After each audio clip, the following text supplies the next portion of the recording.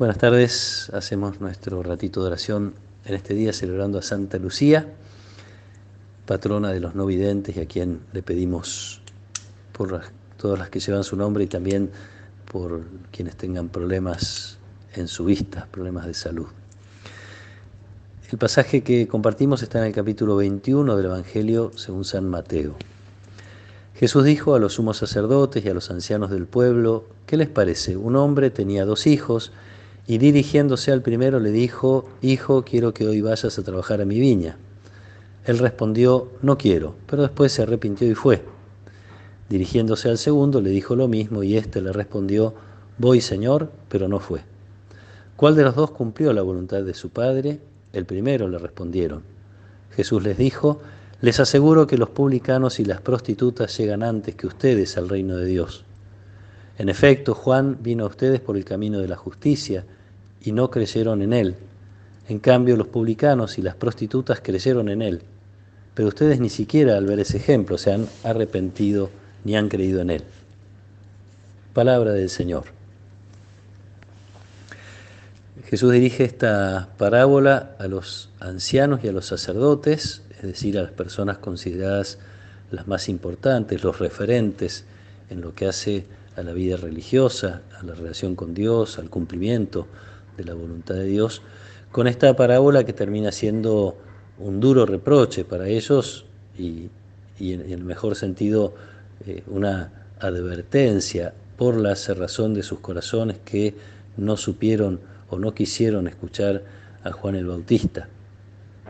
Tampoco quisieron entender la reacción de quienes pedían el bautismo de conversión, de quienes se convirtieron, de quienes sí creyeron en él. Esto Jesús les dice también: no creyeron en él y ni siquiera viendo el ejemplo, el testimonio de los publicanos y las prostitutas tampoco quisieron creer en él.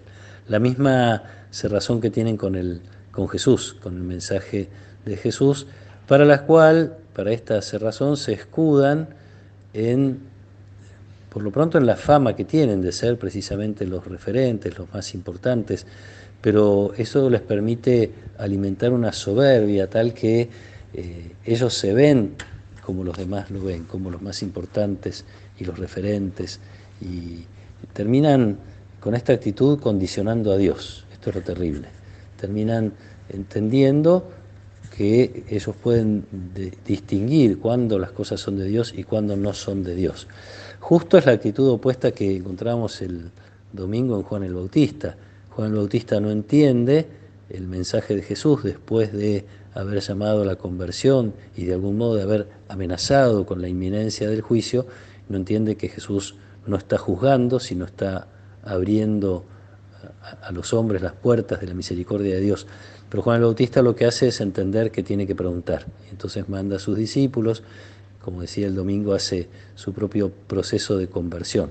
Un hombre religioso no encerrado en sus principios o en sus modos de entender a Dios, sino abierto a lo que Dios quiere traer. Justo decía lo contrario de lo que le pasa a los ancianos y a los sacerdotes. Del otro lado está no solo Juan el Bautista, sino estos publicanos, prostitutas y tantos otros pequeños y pecadores que aceptan el mensaje porque tienen humildad, porque pueden entender que lo que viene los supera y es de Dios.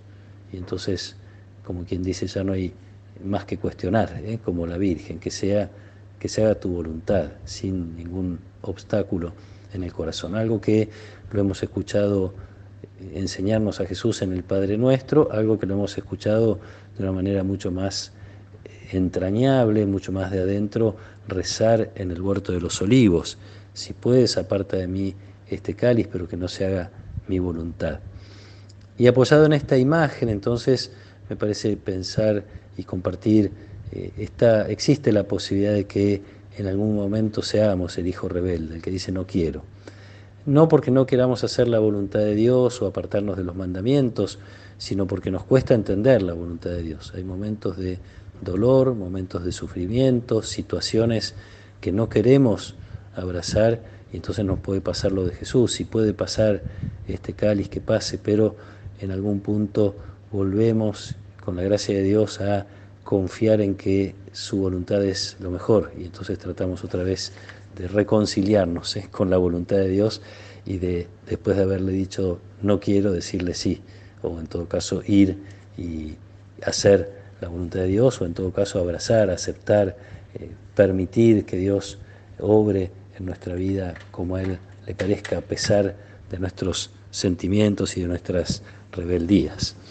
Pidámosle no solo por nosotros, sino también y de una manera particular por las personas que se sienten más desprotegidas, más tentadas de pensar que o que Dios las olvidó o que Dios no tiene presente sus necesidades, que puedan hacer este proceso de entender las cosas nuevas que Dios trae, de entender que el camino que Dios elige, a pesar de lo difícil que se haga, es bueno y nos abre a una mayor comunión con Él y con los demás. Pidamos ser dóciles a la voluntad de Dios, renovando una y otra vez nuestro deseo de que se haga su voluntad en nuestra vida y en la vida de los demás, y pidamos por quienes más sufren, a quienes más les cuesta aceptar la voluntad de Dios tal como se les presenta.